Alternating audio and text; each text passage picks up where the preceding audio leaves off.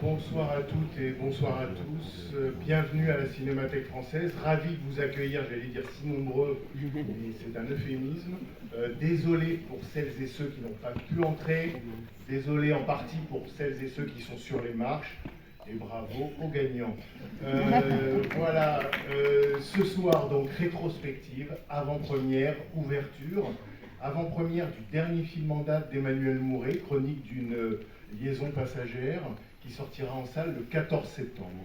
Et puis, bien sûr, cette avant-première est le lancement de l'ouverture de la rétrospective, une rétrospective de 11 films. Avant d'y enfin, 11 films et plus. Avant d'y revenir, juste un tout petit mot pour remercier nos partenaires, nos mécènes, aussi bien pour cette rétrospective que pour l'ensemble de nos activités, car ce sont des remerciements d'usage, mais vous savez ô combien ils sont nécessaires, car ce sont eux qui nous permettent de simplement faire ces programmations.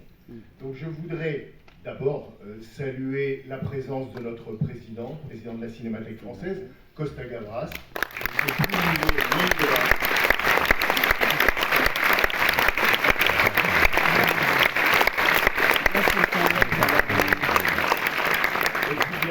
Remercier le ministère de la Culture, le CNC, les grands mécènes de la Cinémathèque, Chanel et la Fondation Gann pour le cinéma. Remercier aussi les producteurs de ce film et souvent les producteurs d'Emmanuel Mouret, Moby Dick Film, la présence ici avec nous de Frédéric Niedermayer, qui est le producteur historique d'Emmanuel Mouret.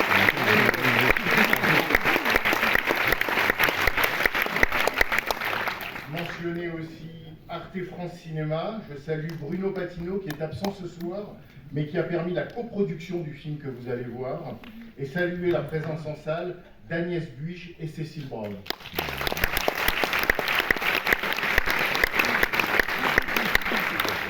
Et puis remercier le distributeur du film, Pyramide. Là encore, je salue Éric Lagesse, absent ce soir, mais je salue la présence en salle de Roxane Arnold.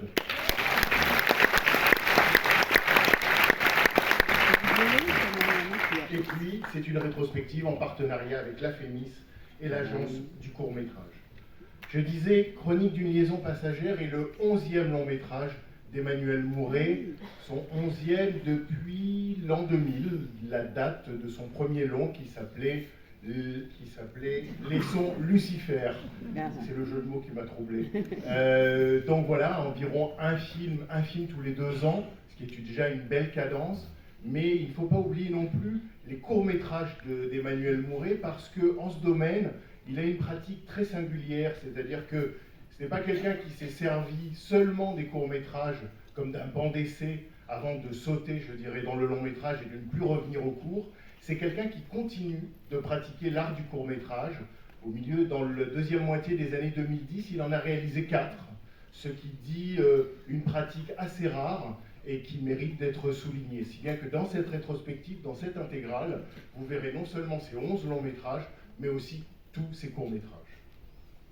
Chronique d'une liaison passagère, pour le dire d'un mot, et d'un mot évidemment imparfait, parce que c'est une simplification, on pourrait dire, à prime abord, que c'est une comédie romantique. Et c'est par le biais de la comédie que Emmanuel Mouret s'est fait connaître, c'est par le biais de la comédie qu'il s'est, j'allais dire, imposé, et qu'il a persisté. Ce sont des comédies très écrites, ce sont des comédies du langage, où on pourrait dire que les personnages passent leur temps à faire l'amour ou à essayer de faire l'amour, et quand ils n'y parviennent pas, à parler d'amour. C'est-à-dire qu'il semblerait que dans les films bulles des années 2000 d'Emmanuel Mouret, il n'y ait qu'une seule chose qui compte, une seule chose qui vaille, c'est faire et parler d'amour. Depuis plusieurs longs métrages, on le sait, Emmanuel Mouret, c'est quelqu'un qui a l'art de la description des atermoiements amoureux et du langage amoureux. C'est quelqu'un qui fait des films qui s'appellent Changement d'adresse ou Un baiser s'il vous plaît. Et ce sont des films qui réveillent aussi peut-être le souvenir, entre autres références, qui réveillent le souvenir des comédies de François Truffaut, Baiser volé, Domicile conjugal, que Truffaut faisait évidemment avec le personnage d'Antoine Boilel, alias Jean-Pierre Léaud. Et dans les films des années 2000, Emmanuel Mouret lui-même jouait. Il ne se contentait pas de réaliser, il jouait un rôle, un personnage comique, un personnage burlesque, ce qui évidemment renforce la parenté. Et si je signale Truffaut, si je cite François Truffaut, c'est parce qu'Emmanuel Mouret, l'air de rien, est un cinéaste cinéphile. C'est quelqu'un qui voit beaucoup de films et qui les voit en metteur en scène, qui observe la mise en scène des autres. Et pas seulement, on pourrait dire, les cinéastes français. Alors bien sûr Truffaut, bien sûr Jacques Becker, bien sûr Sacha Guitry ou Éric Rohmer, mais aussi le coréen Hong Sang-soo ou le japonais Ozu, les plans vides d'Ozu ou vidés de présence humaine. C'est quelque chose qui, à mon avis, intéresse beaucoup Emmanuel Mouret, et puis les cinéastes américains comme Blake Edwards ou Woody Allen. Et à propos de Woody Allen, juste d'un mot, dire ceci, c'est que c'est une hypothèse, hein, j'en ai pas parlé à Emmanuel Mouret, je ne lui ai pas demandé si c'était possible, mais après tout, une fois que les films sont terminés, ils appartiennent aussi à leurs spectateurs. Et il me semble que le film que vous allez voir ce soir, Chronique d'une liaison passagère, est peut-être la version mouretienne, ou la relecture par Emmanuel Mouret de Annie Hall de Woody Allen, grand film sur la rencontre amoureuse. Hein, dans le rôle de Woody, vous auriez Vincent Macaigne, vous allez voir, qui joue un névrosé parfait, complètement ravi de ce qui lui arrive, mais ravi aux deux sens du terme. Et puis Sandrine Kiberlin, qui, par ses tenues, par sa démarche, par son attitude, par sa franchise, par sa drôlerie aussi, évoque ou ressemble en quelque sorte à une émanation de Diane Keaton. Mais comme Emmanuel Mouret ne se contente pas de citer des films, il ajoute, me semble-t-il, dans l'équation à la Woody Allen, une inconnue de son cru. Et cette inconnue de son cru, c'est Georgia Scalier, une actrice que vous allez, peut-être pour certains, si vous ne fréquentez peu la comédie française, que peut-être vous allez découvrir et dont certains vont tomber amoureux. Voilà, donc c'est un peu le trio qui compose le film de ce soir. D'un mot encore, Emmanuel Mouret, c'est quelqu'un, c'est ça l'intérêt aussi d'une rétrospective, c'est que ça permet de mettre les films en perspective. Et vous allez voir comment, dans les années 2000, le cinéma d'Emmanuel Mouret connaît une inflexion, une évolution. Je pense que ça commence avec L'Art d'aimer en 2011, c'est flagrant avec Une autre vie en 2013, ça continue avec Mademoiselle de Jonquière en 2018. C'est quelqu'un, Emmanuel Mouret, qui bien sûr fait des comédies romantiques, des comédies spirituelles, mais qui a la tentation du mélodrame. Alors, ce n'est pas le mélodrame à la Douglas Sirk, l'autre rétrospective qui se déroule en ce moment à la Cinémathèque, Douglas Sirk, autre cinéaste admiré par Emmanuel Mouret, mais je dis la tentation du mélodrame parce que dans les films d'Emmanuel Mouret, ce qu'il nous dit, c'est que le drame amoureux n'est pas une tragédie. Il y a dans ces films de la légèreté, puis parce que les personnages ont du mal à nommer leurs désirs, il y a aussi de la gravité, mais cette gravité n'est jamais une pesanteur. Si bien qu'il se débrouille toujours pour que, d'une certaine manière, le film se termine sur une note un peu virevoltante. Voilà, j'aurais voulu vous parler davantage de Chronique d'une liaison passagère, mais il se trouve que vous allez voir le film. Si j'avais pu vous en parler, je vous aurais parlé de la lumière du film, je vous aurais parlé de l'éloge de la nature que représente ce film, je vous aurais parlé du premier plan du film, le plan séquence qui l'ouvre, le film, et puis je vous aurais aussi parlé de la structure narrative à deux personnages qui est secrètement un parti pris radical. Parce que si Emmanuel Mouret a souvent été défini comme un cinéaste classique ou ayant en quelque sorte l'amour du cinéma classique, je pense que les structures narratives, sa manière d'inventer en permanence des variations sur un seul et même sujet, témoignent profondément de sa modernité. Voilà, de tout cela, on aura l'occasion de reparler avec lui le 10 septembre, samedi 10 septembre. Nous projetterons ici L'Art d'aimer à 14h30. Ça sera suivi d'une discussion. J'aurai le plaisir de m'entretenir avec Emmanuel Mouret et je serai accompagné pour ça de Gabriela Trujillo, qui discutera elle aussi avec Emmanuel Mouret. Gabriela a écrit le texte dans le programme, le texte sur le cinéaste de cette rétrospective. Elle a travaillé pendant plusieurs années à la Cinémathèque française et elle est aujourd'hui directrice de la Cinémathèque de Grenoble. Donc, le 10 septembre, Emmanuel Mouret sera présent à plusieurs des séances de sa rétrospective qu'il présentera, parfois avec Virginie Ledoyen ou parfois avec Frédéric Bell, mais aussi, j'allais dire, avec sa bande, parce que c'est la dernière chose que je voudrais dire. Autant les personnages d'Emmanuel Mouret peuvent être inconstants, autant Emmanuel Mouret, cinéaste, fait preuve d'une constance assez rare dans le cinéma français. Il est entouré depuis 20 ans, je dirais, des mêmes collaborateurs principaux, d'une même équipe, d'une même bande, les mêmes amis. Bien sûr, son producteur Frédéric Niedermayer, son monteur Martial Salomon, son chef opérateur Laurent Desmet, son décorateur David Fèvre. Tous seront là pour célébrer Emmanuel Mouret au cours de la rétrospective et en présentant les séances. Mais pour l'instant, je vous demande évidemment d'accueillir le chef de bande Emmanuel Mouret.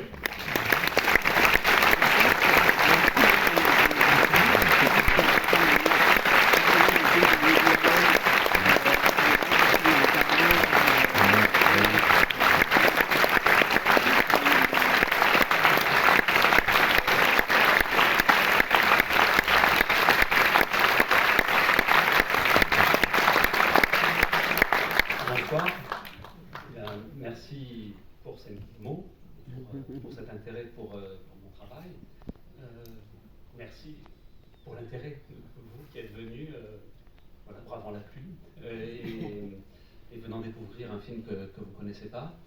Je sais qu'il y en a beaucoup qui sont là, qui sont aussi des gens qui m'ont suivi depuis longtemps, et je tiens à vous remercier.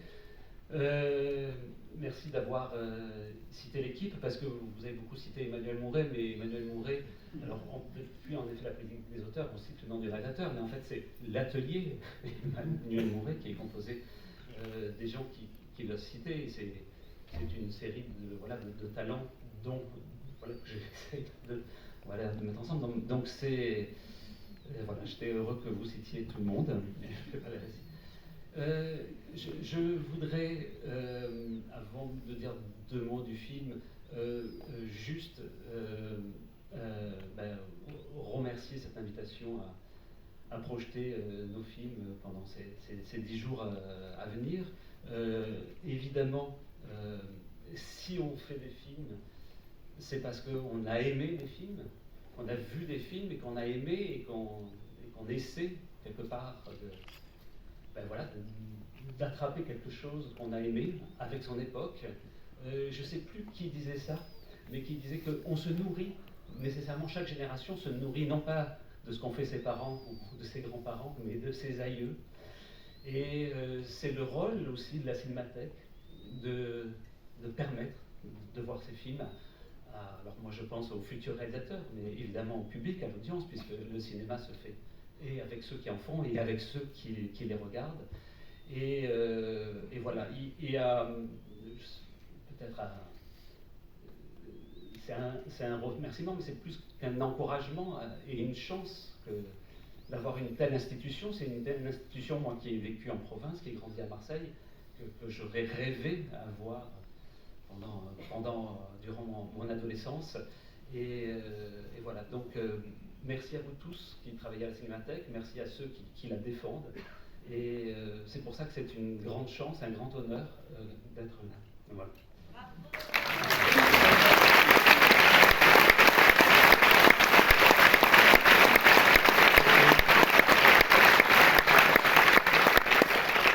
Et voilà, et pour introduire le film qui arrive, c'est évidemment très difficile d'en parler puisque je n'ai pas votre recul.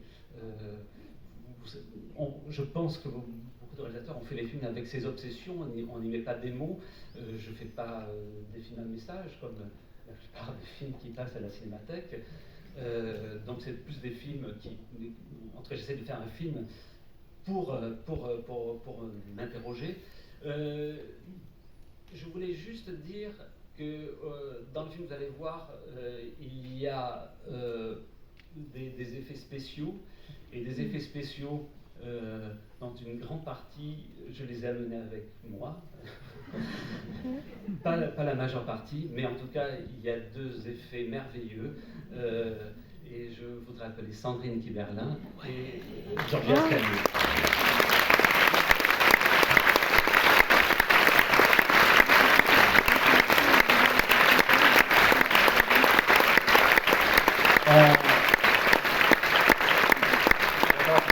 Le film pour comprendre que ce film justement repose sur quelque chose qui m'échappe complètement, c'est-à-dire ce que vous avez fait. Voilà. Et je vous laisse la parole. Bonsoir. Oula. Alors il y a un troisième effet spécial qui a été très spécial pour moi, mais qui m'a fait son effet. C'est Vincent Macaigne.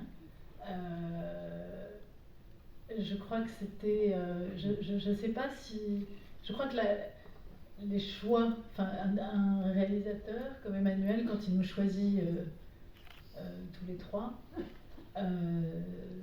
il a déjà son idée, il a déjà son film en tête. Est-ce que c'est vraiment lié? Là, c'est un cadeau pour les acteurs, parce que c'est vraiment, enfin, je ne veux pas trop dévoiler l'histoire, mais c'est vraiment un film d'acteurs. C'est vraiment un film où on a eu des partitions à jouer qui étaient, je sais pas, comme des cadeaux, quoi, voilà. On disait tout à l'heure, vous disiez tout à l'heure que Emmanuel était pro en amour. Soit il le raconte, soit il l'imagine, soit on le fait, soit il en parle. Et moi, je lui fais une déclaration d'amour ce soir, parce que je ne le connaissais pas.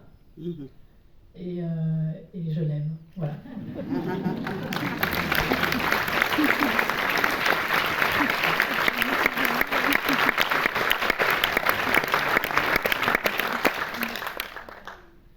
Je me permets de dire merci à Emmanuel pour sa confiance et cette équipe merveilleuse qui m'a accueillie avec son exigence et aussi une grande douceur sur le plateau de tournage, et la chance immense de jouer avec Sandrine et Vincent et de découvrir le langage d'Emmanuel en tant qu'actrice. Et aussi en tant qu'actrice, c'est toujours assez jouissif d'avoir la chance de se plonger dans des plans séquences aussi.